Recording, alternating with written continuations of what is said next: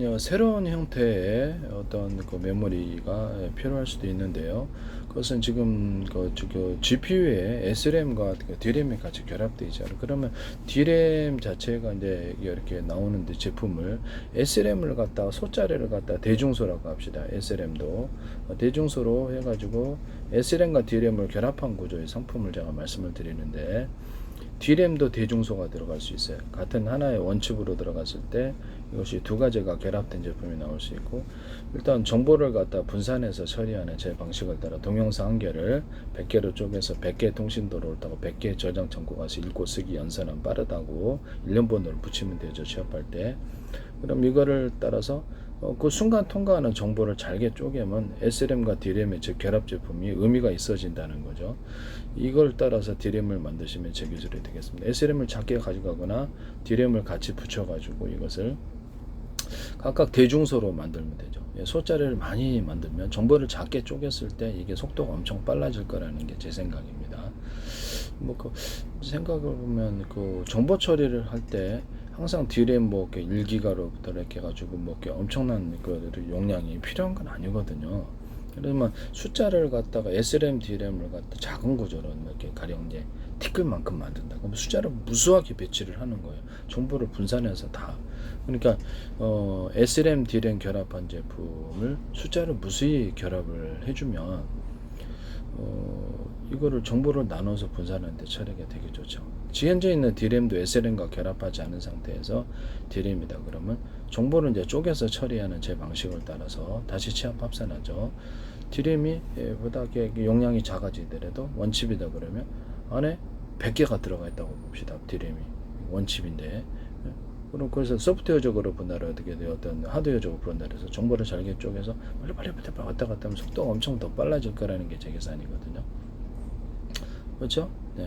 작은 단위로 이렇게 만들어 놓는다는 거죠.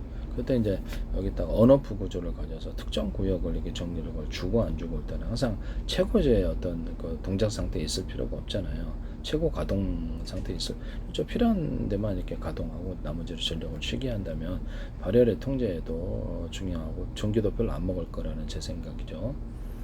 그래서 이렇게 현재 있는 D램 구조를 미니 구조로 만들어 갖고 100개, 1000개로 만들어 놓은 D램, 그런 형태의 D램 만드시면 제 기술입니다.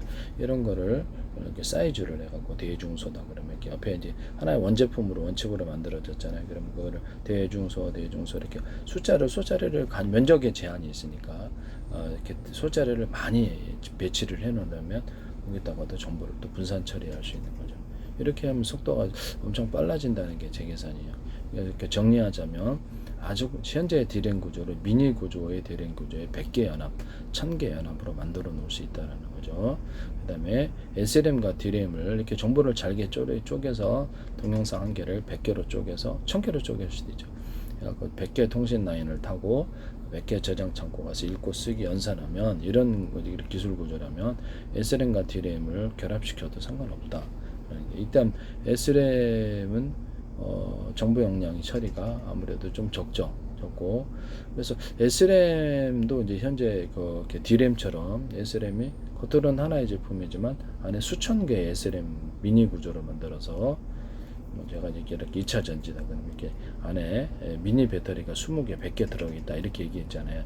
안에도 전선 구조를 각각 연결해서 언어프 구조를 갖는다고. 항상 그만큼 발열 상태에 있지 않고 최고조의 가동 상태에 있지 않고 쓸 배터리에서만 쓴다고, 이런 개념이에요. 그래서 이런 것처럼 D램도 미니 구조에 100개, 1000개가 있을 수 있다라는 거죠. D램 제품 안에 SRAM도 그렇게 만들 수 있다라는 거죠. 뭐 GPU도 CPU도 그렇게 만들 수 있겠네요. 그렇지, GPU, CPU도 그렇게 만들 수 있어요. 그래서 원칩으로 들어가는 경우가 마더보드 위에도 이렇게 놓는 경우도 숫자가 CPU 안에 100개의 CPU, 1000개의 CPU가 있을 수 있다라는 거죠. 정보를 분산해 처리하는 제 방식을 따라서.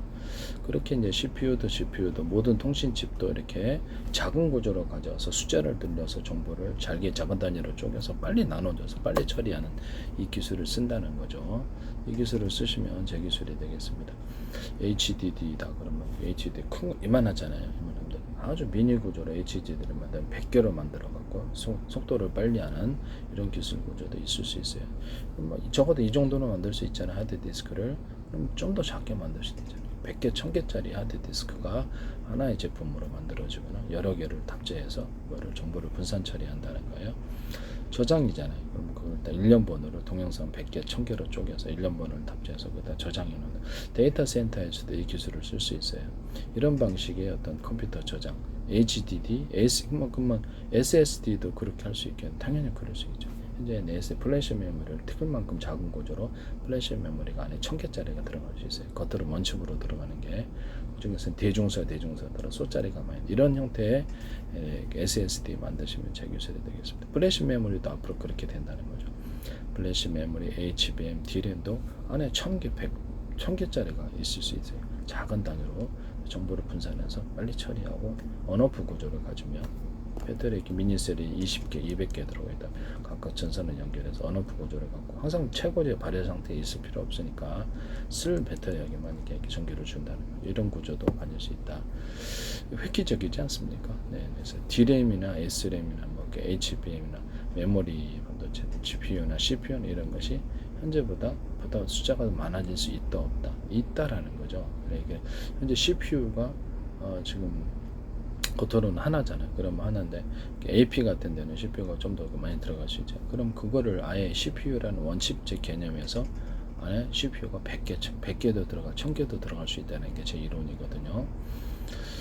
또 GPU 개념에 GPU 병렬 처리 연산이 가능한 이런 이렇게 좀 약간 단순 연산 처리를 좀 많은 것을 갖다 처리하는 이런 방식으로 해서 코어를 늘려가지고 안에 트랜지스터 같은 것도 늘려가지고 그 안에 있는 부분들은 다 늘리는 거죠. ALU가 됐든 캐시모가 됐든 그래가지고 그런 형태의 CPU를 만들어서 메인보드 위에 장착을 하자. 아니면 원칩으로서 CPU가 약간 성격이 틀린 병렬 처리 연산에 강한 CPU를 같이 결합해서 CPU를 만들자 그랬죠.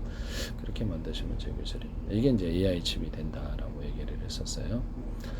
그래서 어떤 GPU를 갖다 강화시킬 필요 없이 이걸로 그냥 AI 칩으로 만들면 속도가 빠를 거라는 거죠. 왜 그럴까요? 네. 그것은 그 스마트폰 안에도 작은 AP 구조로 하나의 원칩으로 다 들어가 있단 말이에요.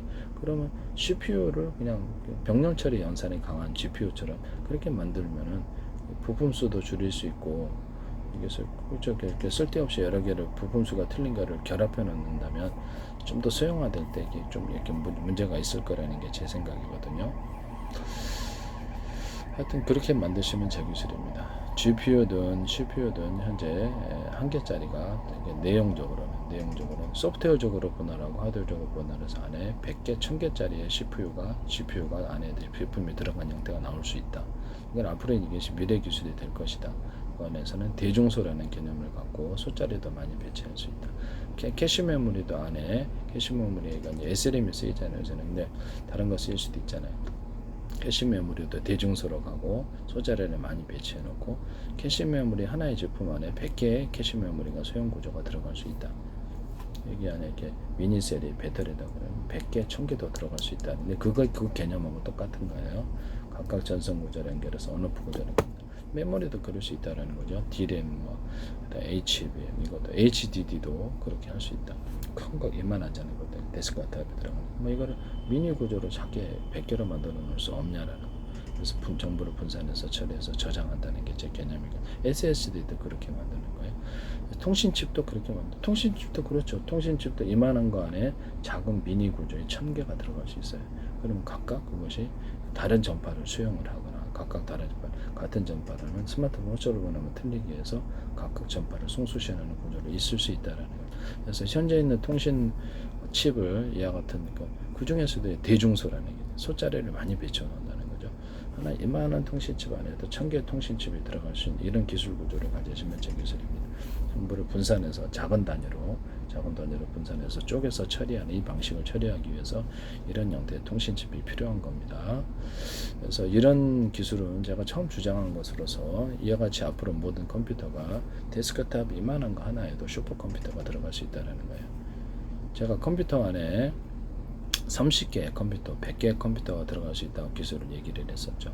마더보드, 그래픽보드가 30개, 100개도 들어갈 수 있고 HDD가 100개, 1000개도 들어갈 수 있다. 또 이렇게 SSD도 그렇고 그러면 하나의 데스크탑 안에 엄청난 저장을 할 수 있다는 거고 이거를 1000개를 묶어서 제가 컴퓨터 이렇게 회사 내 컴퓨터 100개 묶어가지고 거기다 정보를 각각 나눠서 분산 저장을 하면 이게 데이터 센터가 된다 그랬죠, 이론적으로. 그래서 이렇게 유선으로 무선으로 묶어가지고 컴퓨터를 이렇게 하나의 인터넷 공간을 만들어 그렇게 할 수 있다 그랬죠. 이제 그 정보를 잘게 쪼개가지고 순식간에 이렇게 처리를 한다. 하나 한 큰 파일의 용량을 딱 컴퓨터 하나만 저장하고 이게 이 파일은 이 저장하고 여기다 저장하고 이런 구조도 돼요.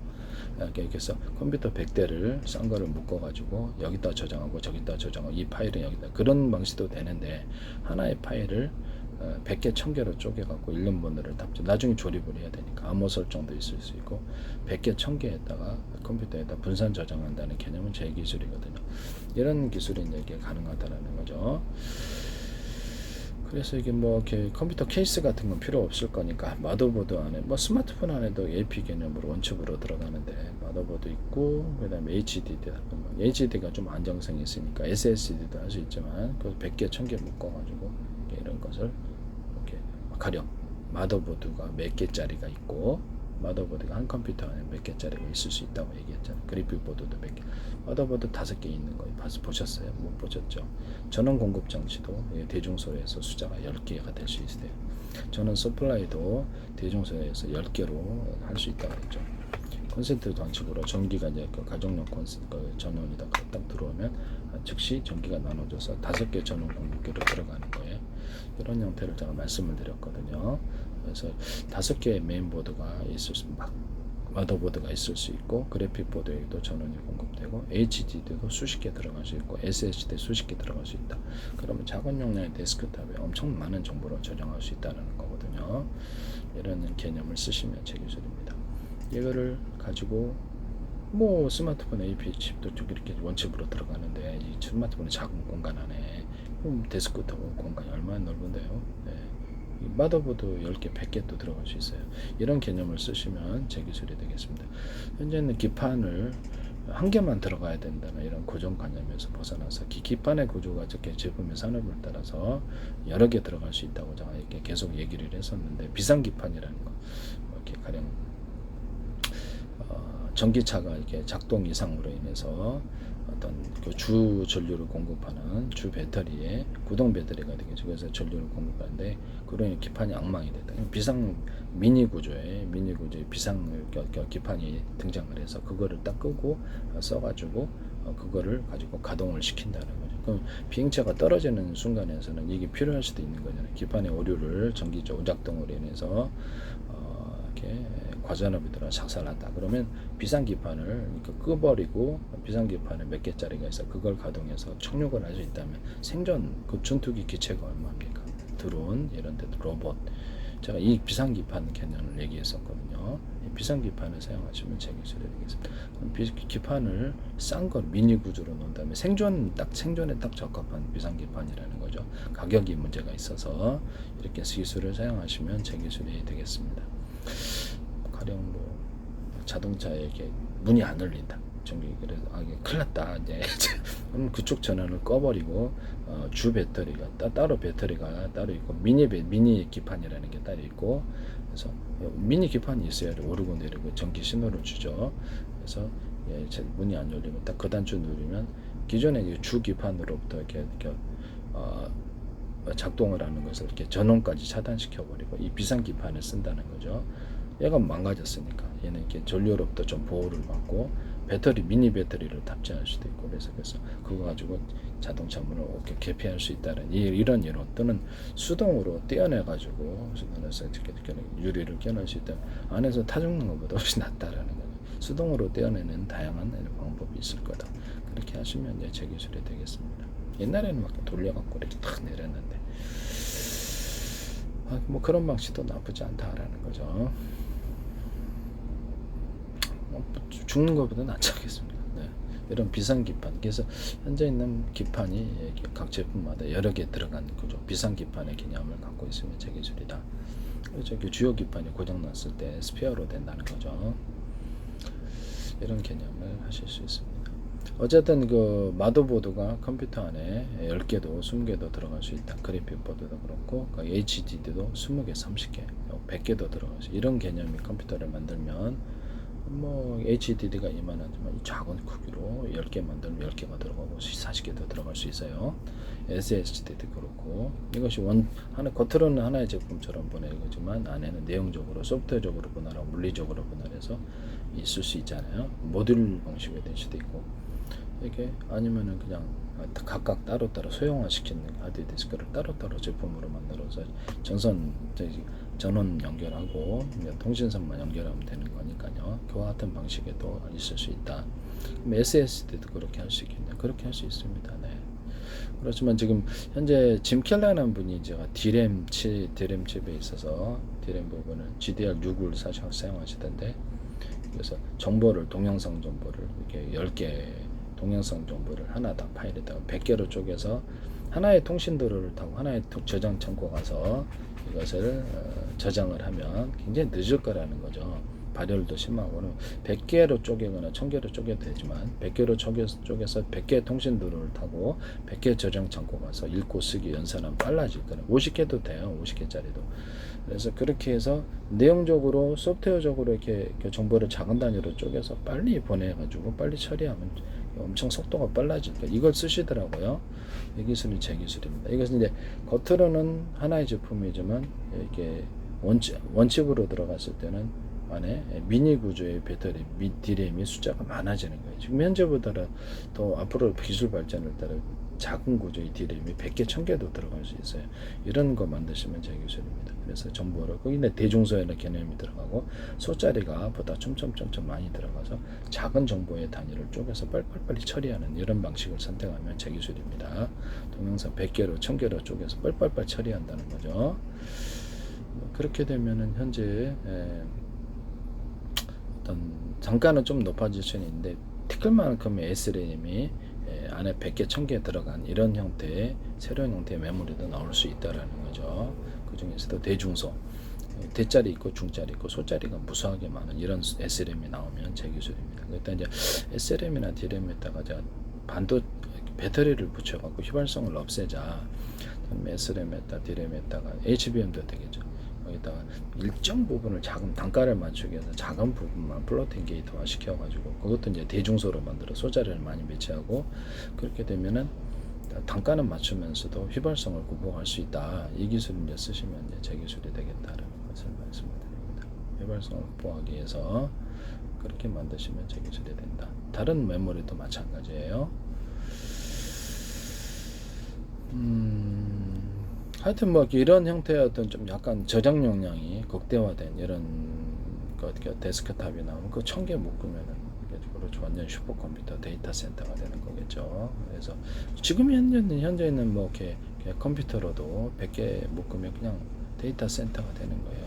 안에다 HDD를 여러 개 달아놓을 수도 있잖아요. 현재 나와 있는 제품으로도. 그렇죠. 좀 그렇게 해서 데스크탑을 개선을 시켜도 그렇게 만드셔도 제 기술입니다. HDD가 외부 어떤 SSD도 있잖아요. 저장 장치. 그래서 거기다가 저장하기도 그러는데 그걸 안에다 달아놓으면 되는 거잖아요. 그죠? 안에다가 그것을 달아놓은 형태의 데스크탑. 그다음에 어떤 스마트폰 구조. 저장 장치를 안에다가 여러 개 탑재할 수도 있잖아요. 하나만 저장하는 게 아니라 그럼 용량이 늘어나잖아요. 그죠? 그렇게 만드셔도 제 기술 구조가 되겠습니다.